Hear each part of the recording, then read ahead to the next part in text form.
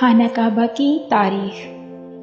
جب حضرت آدم علیہ السلام بہشت سے زمین پر تشریف لائے تو بارگاہ الہی میں عرض کیا کہ خدایا، میں یہاں نہ تو ملائکہ کی تسبیح و تکبیر سن سکتا ہوں اور نہ کوئی عبادت گاہ دیکھتا ہوں، جیسے کہ آسمان میں بیت المعمور دیکھتا تھا جس کے ارد گرد ملائکہ طواف کرتے تھے۔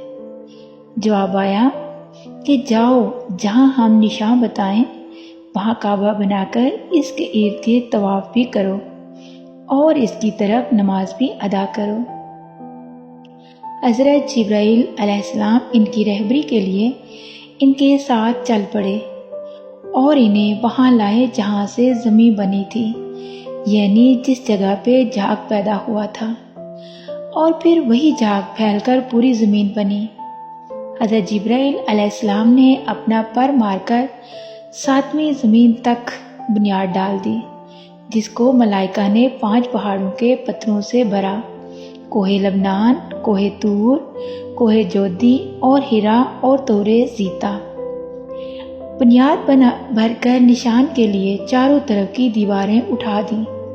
اس طرح حضرت آدم علیہ السلام نماز پڑھتے رہے اور اس کا طواف بھی کرتے رہے۔ طوفان نوحی تک کعبہ اسی حالت میں رہا۔ اس وقت وہ عمارت تو آسمان پر اٹھا لی گئی اور یہ کعبے کی جگہ اونچے ٹیلے کی طرح رہ گئی، مگر لوگ پھر بھی برکت کے لیے یہاں آتے تھے اور آ کر دعائیں مانگتے تھے۔ پھر ابراہیم علیہ السلام کے زمانے تک کعبہ اسی حالت میں رہا۔ جب حضرت اسماعیل اور ہاجرہ علیہ السلام اس میدان میں آ کر ٹھہرے اور ان کی وجہ سے یہاں کچھ آبادی ہو گئی، تب حضرت ہاجرہ کے انتقال کے بعد حضرت ابراہیم علیہ السلام کو حکم ہوا کہ اسماعیل کو ساتھ لے کر یہاں خانہ کعبہ بنائیں۔ اس کی نشانی اس طرح فرمائی گئی کہ ایک بادل کا ٹکڑا بھیجا گیا تاکہ اس کے سائے سے کعبہ کی حد مقرر کر لی جائے۔ حضرت جبرائیل علیہ السلام نے اس سائے کی مقدار کا حد کھینچا اور ابراہیم علیہ السلام نے اس خطہ پر زمین یہاں تک کھودی کہ بنیاد آدم نمودار ہو گئی اور اس بنیاد پر عمارت بنائی۔ حضرت ابراہیم علیہ السلام نے خانہ کعبہ کے اندر ایک طغار سا بنایا تھا جو مثل خزانہ کے تھا کہ کعبہ کے لیے جو کچھ نظر تحفے میں آئے اس میں رکھے جائیں گے۔ اس کے دروازے 2 تھے، ایک داخل ہونے کا اور دوسرا نکلنے کا، اور کعبہ بنانے والے خلیل تھے۔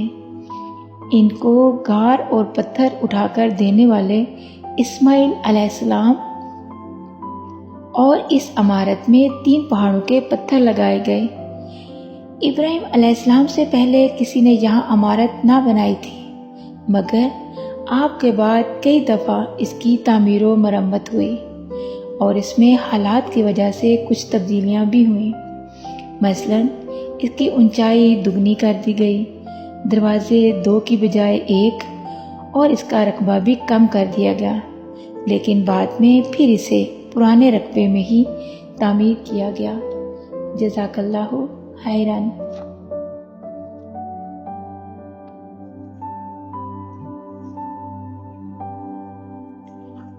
خانہ کعبہ کی تاریخ۔